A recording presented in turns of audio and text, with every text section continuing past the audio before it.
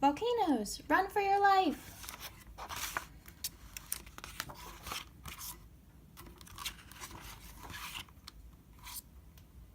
Your world is erupting. Right now, at least 10 volcanoes are blowing their tops. People may be in danger. They could be killed by gas and ash. There could be mud flow or red-hot lava flows. An erupting volcano can mean death. But rock and ash from long-ago volcanoes helped form our beautiful planet. Today, scientists who study volcanoes can help us learn to live with these awesome forces of nature. How volcanoes work. Earth isn't really a big solid ball. Its surface is like a 3D jigsaw puzzle. Enormous puzzle pieces, called plates, fit tightly together. At the edges of the plates, heat and pressure melt the rock that lies deep inside Earth. The melted rock is called magma. Magma is always trying to rise up. It may find a crack or vent in Earth's surface and burst out as lava. That's an eruption! Some volcanoes dribble lava so slowly that you can stand and watch. Others explode like bombs. Boom! They can destroy an area in minutes. A shield volcano forms when fast-flowing lava spreads over a wide area. It makes a low, gentle sloping mountain. A cinder cone volcano is made by small eruptions. Lava sprays into the air, then falls to make a steep slope with a crater at the top. A stratovolcano forms quickly. It is made by big blasting explosions. Layers of lava and ash make a steep slope with a crater at the top. Mount Vesuvius erupts. In the town of Pompeii, Italy, on August 24th, 79 CE, it was like night had come during the day. In the distance, the volcano Mount Vesuvius was exploding. Smoke and flames blasted high into the sky, and the air was hot and thick. Narrow streets filled with people fleeing toward the harbor. Fine ash fell from above, around the people, on them. It became hard to move. Soon they could not even breathe the poisoned air.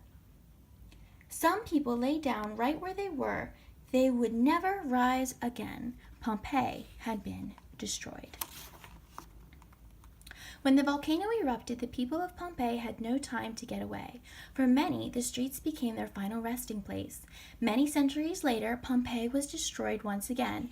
Buried under hardened ash, digging down, researchers found the lost city and its people at last. Volcano heroes. In modern times, volcanologists work to predict eruptions. They want to make sure that a tragedy like Pompeii will never happen again. The scientists study volcanoes over weeks and years. Are there bulges? Are there changes in gases? Are there seismicities or movement or shaking under the ground? Tiny changes may mean that magma is on the move upward. After an eruption, scientists can use the volcano explosivity index to measure its size on a scale of 0 to 8. Volcanologists risk their lives to save others. In 1980, earthquakes had been shaking the area around Mount St. Helens in Washington for weeks. There had been many small eruptions. David Johnston and other scientists convinced officials to close the area to the public. On May 18th, a photographer was clicking away. He wanted pictures of the quiet volcano. Then suddenly it seemed as if half of the mountain was falling down on him. He got away, but David Johnston and 56 others were not so lucky. They died in an avalanche of lava, hot gas, and rock. The Ring of Fire. Mount St. Helens is in the most explosive area on Earth. The area is called the Ring of Fire. Under the Pacific Ocean, plates move and collide. These movements made a chain of 452 volcanoes around the ocean's edge. Underwater eruptions and earthquakes in the Ring of Fire can cause tsunamis.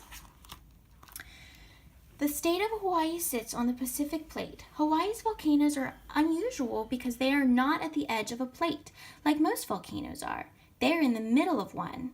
Hawaii is on top of a volcanic hotspot. As the Pacific Plate slowly moves, the hotspot spews lava. Over millions of years, layers of cooled lava build up and up. This made the first Hawaiian island. Then, as the plates kept moving, the next Island was formed. Island after island was created in this way. Up on the surface, there was several volcanoes. Mount Lua and Kilauea are the most active. They are still almost directly above the hotspot. Krakatoa in the Ring of Fire erupted in 1883. It was the loudest explosion ever. The eruption and the tsunami that followed killed at least 36,000 people. Even more powerful was the eruption of nearby Mount Tambora in 1815. Tambora's pyroclastic flow of lava, ash, gas, and debris killed 12,000 people right away. But the worst from Tambora was yet to come. By the summer of 1816, people around the world knew that something strange was happening in the weather. It was cold, very cold. On June 7th, it snowed in the northeast U.S. All of the summer, every time crops looked like they might survive, frost would kill them. Earth's temperature dropped about 5 degrees that year. The volcanic weather destroyed crops. Across the world, people and livestock starved. The cold weather was caused partly by the eruption. Ash and gases blocked the sun's rays for many months. Volcanoes and our future. How can we keep ourselves safe from volcanoes? By studying them, scientists can warn us when an eruption might be on the way. They can help us understand how those eruptions will affect us. Love volcanoes? Maybe you will be a volcanologist someday, making exciting new discoveries. Dangerous, destructive, yet part of our life on our planet, volcanoes will always inspire amazement and awe.